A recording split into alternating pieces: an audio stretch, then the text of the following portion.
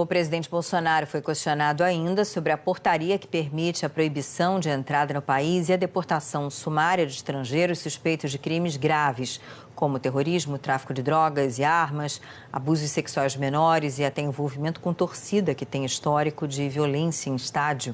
A resposta do presidente causou indignação em entidades que representam os jornalistas. Bolsonaro disse que o caso do jornalista Glenn Greenwald, que publicou mensagens de autoridades, não se encaixa nessa portaria, mas que ele pode ser preso no Brasil.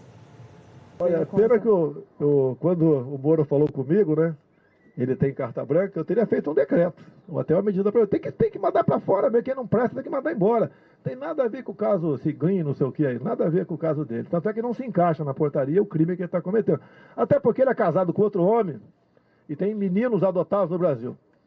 Tá certo? Malandro, para evitar um problema desse, né, casa com outro malandro, ou não casa, ou adota criança no Brasil.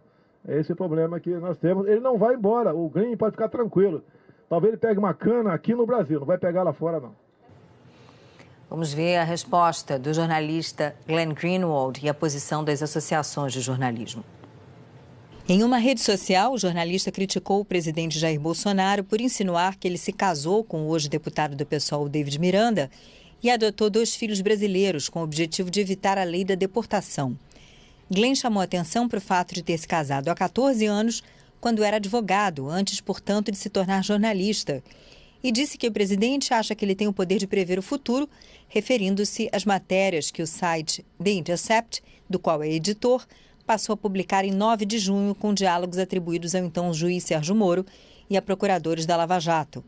Greenwald afirmou, ao contrário dos desejos de Bolsonaro, ele não é ainda um ditador e disse que ele não tem o poder de prender pessoas porque ainda existem tribunais em funcionamento e que, para prender alguém, tem que apresentar provas para um tribunal.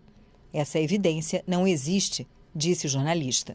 A Associação Brasileira de Jornalismo Investigativo publicou em rede social que, ao ameaçar de prisão um jornalista que publica informações que o desagradam, o presidente Bolsonaro promove e instiga graves agressões à liberdade de expressão. Sem jornalismo livre, as outras liberdades também morrerão. A Abrage encerra pedindo o fim do que chama de perseguição ao jornalismo. A Associação Brasileira de Imprensa escreveu que a ameaça de Bolsonaro a Greenwald nada mais é do que uma tentativa de intimidar um jornalista independente e uma ameaça à liberdade de imprensa. Greenwald já declarou que Bolsonaro não é um ditador. A ABI endossa essa declaração porque ela sempre esteve na trincheira em defesa da liberdade de expressão. A portaria do Ministério da Justiça, publicada ontem, estabelece que o governo poderá proibir a entrada no país ou deportar sumariamente estrangeiros considerados suspeitos de envolvimento com terrorismo, com grupo criminoso com acesso a armas, com tráfico de drogas, pessoas ou armas, com pornografia ou exploração sexual infanto-juvenil e com torcida organizada com histórico de violência em estádios. A portaria diz que não é necessário haver sentença judicial para enquadrar um estrangeiro em alguma dessas categorias. Basta a existência, por exemplo, de investigação criminal em curso ou informação de inteligência proveniente de autoridade brasileira ou estrangeira.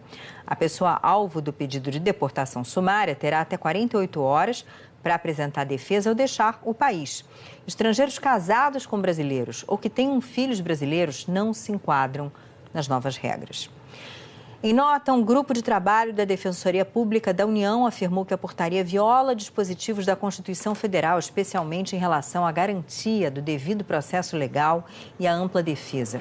Já a Associação Brasileira de Juristas pela Democracia afirmou que a Constituição garante os direitos de estrangeiros residentes no país e que a portaria publicada pelo Ministério tem desvios de finalidade para promover intimidação. Em uma rede social, o ministro Sérgio Moro defendeu o texto, afirmando que a portaria não muda a generosidade da lei brasileira com imigrantes ou refugiados. E afirmou que a regra impede a deportação de estrangeiros por motivo de raça, religião, nacionalidade, grupo social ou opinião política. Vamos voltar a falar com Gerson Camarote. Camarote, qual é o impacto político dos hackeamentos? Voltando então ao assunto aqui que abriu o Jornal das 10.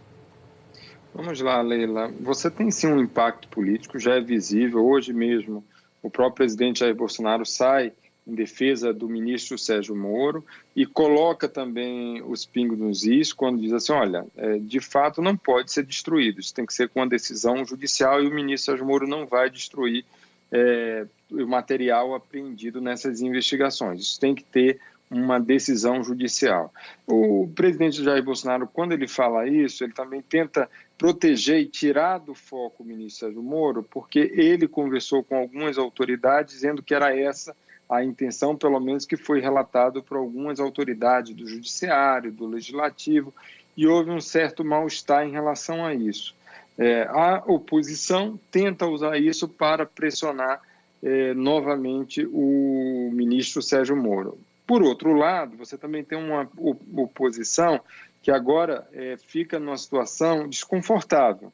Por quê? Porque quem fez a intermediação e passou os contatos do jornalista The Intercept para o hackeador foi justamente a ex-deputada, ex-candidata à vice-presidência da República, Manuela Dávila, do PCdoB, ou seja, da oposição.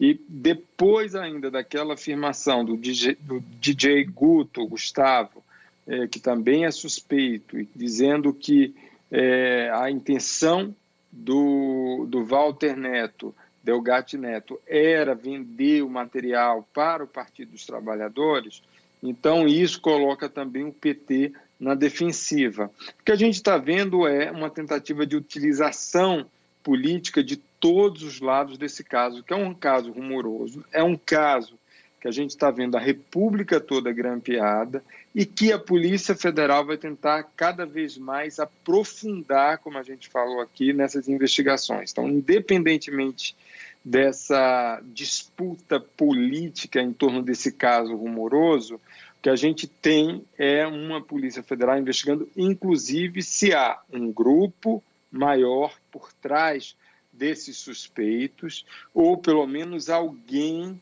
por trás desses suspeitos, porque a magnitude da quebra de sigilos telemáticos, né?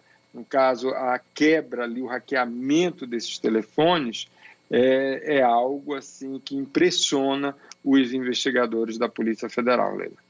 Obrigada, Camarote. Boa noite.